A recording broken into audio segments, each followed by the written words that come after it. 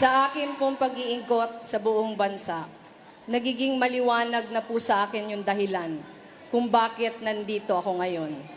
Pakiramdam ko po buong buhay ko ay paghahanda.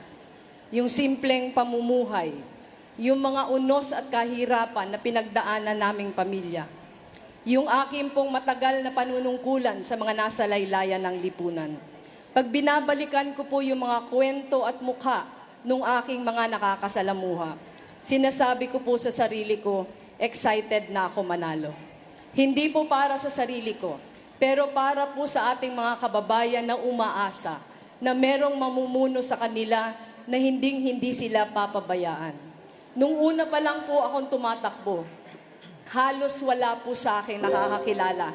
Sa lahat po yata sa amin, panghuli ako. Ngayon po hindi na ganun yung kwento. Malapit na po, abot kamay na ang tagumpay. Isa po akong ina at hindi ko po papabayaan yung aking mga anak. Hindi ko po papabayaan ang bayan. Naniniwala po ako sa dulo ng lahat, yung tama yung parating mananaig.